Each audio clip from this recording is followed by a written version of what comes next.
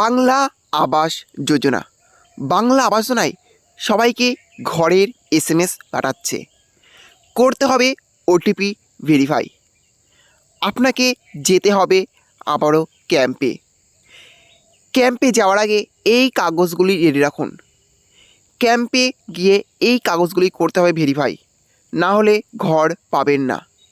বাংলা আবাস যোজনার টাকা পাওয়ার আগে আপনাকে OTP এবং কাগজপত্র ভেরিফাই করতে হবে।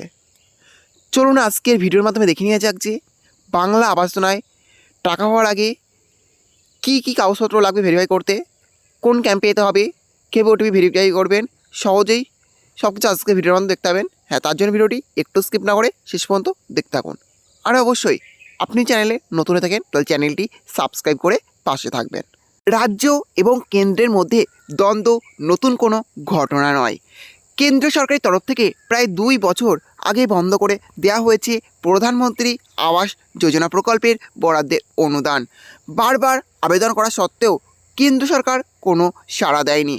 এরই মধ্যে মুখ্যমন্ত্রী মমতা বন্দ্যোপাধ্যায় ঘোষণা করেছিলেন রাজ্য সরকারের নিজস্ব তহবিল থেকে এই প্রকল্পের অর্থ সরবরাহ করা হবে।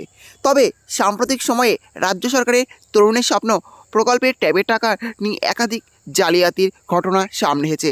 এর ফলে আবাস যোজনা প্রকল্পেও আরও কড়া ব্যবস্থা গ্রহণ করল রাজ্য সরকার। গ্রাহকদের অর্থ সুরক্ষিত করতে এবং আর্থিক জালিয়াতি বন্ধ করতে চালু করা হয়েছে নতুন পোর্টাল। গ্রাম পঞ্চায়েতে বিশেষ ক্যাম্প। এই নতুন পদক্ষেপের অংশ হিসাবে রাজ্যের প্রতিটি গ্রাম পঞ্চায়েতে বিশেষ ক্যাম্পের আয়োজন করা হবে। সেই ক্যাম্পে উপভোক্তাদের পরিচয়পত্র এবং অন্যান্য ডকুমেন্ট কঠোরভাবে যাচাই করা হবে। সমস্ত ডকুমেন্ট যাচাই করা হলে সব কিছু যদি সঠিক প্রমাণিত হয় তাহলেই ক্যাম্প থেকে অনুমোদন দেওয়া হবে। এরপর উপভোক্তারা তাদের আবাস যোজনার অর্থ সরাসরি তাদের ব্যাংক অ্যাকাউন্টে পাবেন। প্রতিটি ভিডিও অফিসে এর জন্য প্রয়োজনীয় নিয়মাবলীর তালিকা পাঠানো হয়েছে। আধার এবং OTP এর মাধ্যমে পরিচয়পত্র যাচাই। এবার থেকে নতুন পোর্টালের মাধ্যমে উপভোক্তাদের আধার কার্ডের সঙ্গে নামের সংযুক্তিকরণ বাধ্যতামূলক করা হয়েছে। এছাড়া মোবাইল নাম্বারের সঙ্গে সংযুক্তি করা আধার নাম্বারের মাধ্যমে OTP এর ব্যবস্থা করা হয়েছে রাজ্য সরকারের তরফ থেকে। এর পাশাপাশি বায়োমেট্রিক পদ্ধতির মাধ্যমে গ্রাহকদের পরিচয় নিশ্চিত করার ব্যবস্থা রয়েছে। এই পুরো প্রক্রিয়াটি সম্পূর্ণ হওয়ার পরই উপভোক্তার নাম চূড়ান্ত তালিকায় অন্তর্ভুক্ত করা হবে এবং সেই উপভোক্তা এই প্রকল্পের বরাদ্দ অর্থ পাবেন। SMS এর মাধ্যমে তথ্য প্রদান। যে সমস্ত গ্রাহকরা এই প্রকল্পের জন্য নির্বাচিত হবেন তাদের মোবাইল নাম্বারে এই বিষয়ে SMS পাঠানো হবে। এই SMS এর ভিত্তিতেই উপভোক্তাদের এই প্রকল্পে অন্তর্ভুক্তি করা হবে এবং তাদের প্রাপ্য অর্থ তাদের ব্যাংক অ্যাকাউন্টে পাঠানো হবে।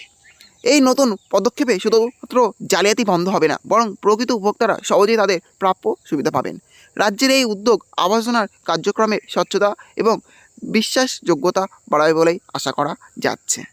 তাহলে বুঝতে পারলেন, বাংলা আবাস যোজনার টাকা পেতে হলে আপনাকে ক্যাম্পে যেতে হবে এবং ক্যাম্পে গিয়ে আপনার ডকুমেন্টস বা কাগজপত্রগুলি ভেরিফিকেশন করতে হবে এবং ভেরিফাই হয়ে গেলে আপনার মোবাইলে একটি SMS যাবে। সেই SMS-এ একটি OTP থাকবে এবং সেই OTP ভেরিফাই করলে আপনার অ্যাকাউন্টে টাকা ঢুকে যাবে।